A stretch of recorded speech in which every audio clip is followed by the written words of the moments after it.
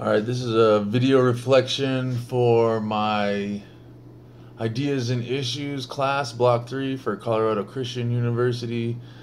My name is Colin Franz, and I want to talk a little bit about this discussion question.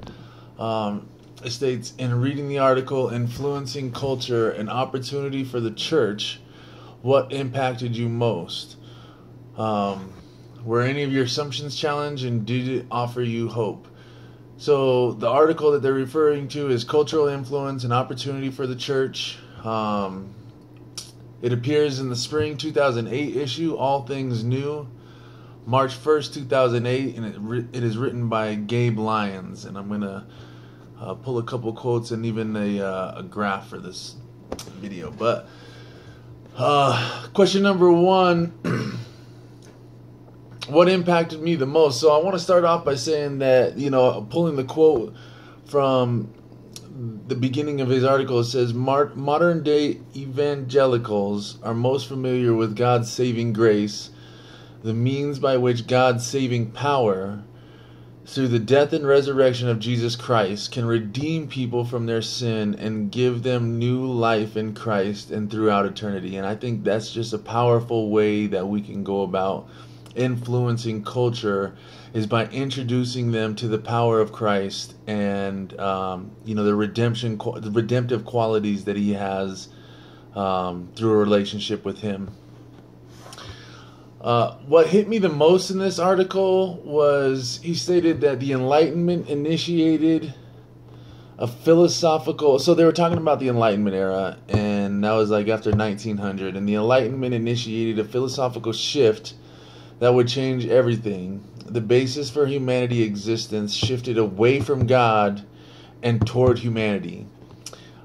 He went on to say that human reason, scientific research, and individual achievement had no need for the divine intervention. So they took God out of the whole situation, and that to me is devastating. I want to look at this this graph right here. I don't know if you can see it, but it says from zero right after Christ to after the 1500s, right before the 1900s, full story. Creation, fall, redemption, restoration, holistic, encompassing the worldview. Gains cultural influence. And then after 1900, it says half story. Fall, redemption, Christianity becomes just another faith system and no longer a worldview. Loses cultural influence. So everything that Jesus Christ did on the cross, it just became null and void. That to me hit me. I understand that the world that we're living in today doesn't necessarily have a place for Jesus Christ. I mean, a lot of it does, but the majority of the people that you run into aren't Christian. It's not like when, right after he died all the way up to the 1900s, and that we were founding societies on biblical worldviews, and that was the law. That's not like it is today anymore. One thing that gave me hope in this article was the fact that Gabe Lyons put out a call. He said the call to the church, to all Christians, is to rediscover cultural mandate, embracing the opportunity to influence culture. He goes on to give us a couple things. I know that we can do that through channels of our cultural influence, the social institutions of our culture, that the social institutions, the government, and society, the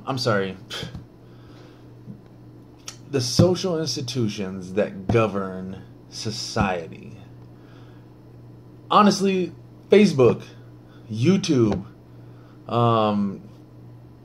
Twitter, those kind of things are all avenues for cultural influence.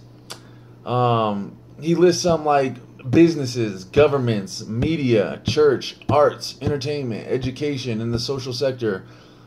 The more we inject Jesus Christ into each one of these things, is how we're going to steer the our culture, influence our culture back into the biblical worldview that we need to have in order to do God's will on a grand scale. And that gives me hope that there's an article here that written by Gabe Lyons that puts out a call to the church and to the social media and to everything that governs our society to pick up that cross. So yeah, that's all I got.